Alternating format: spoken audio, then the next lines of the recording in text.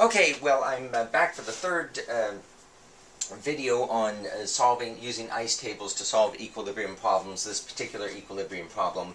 And now I want to talk to you a little bit about some strategies for solving this problem in Excel. So all this is the same as we've talked about before, but of course if you're doing this in Excel, this would be this would be expressions that you write in here. So like in this box you would write equals minus x and so forth. And what would x be? X would be another cell. So this would be like equals A15, something like that. And I've also changed the equilibrium constant here from K to Q.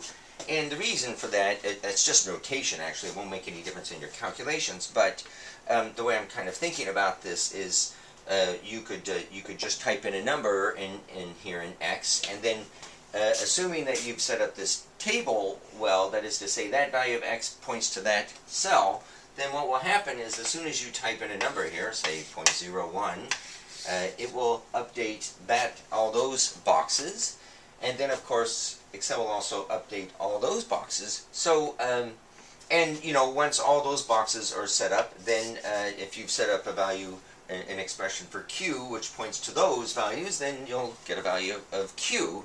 Now of course you don't know what X is, so you don't know whether that is the equilibrium constant value. It's just whatever Q is when you type in a certain value of X.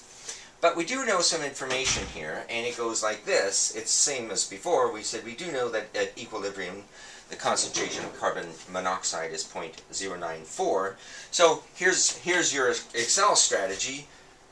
Vary X, type in different numbers there until that is true. How will you know that's true? Well, you'll see that number appear right there in your ice table, and you know, for that matter, you'll see Q vary, and once you've found the right value of X, then that value of the carbon monoxide will be what you're looking for, and automatically now, of course, Q will be the equilibrium constant, K, and you'll be done.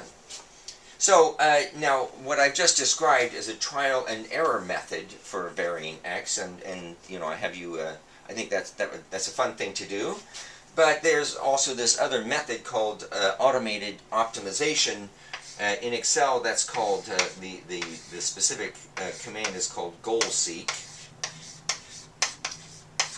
And so you can actually ask Excel to vary X for you, and until it meets some condition, which will be this condition, and it'll just do it all for you a lot quicker. Okay.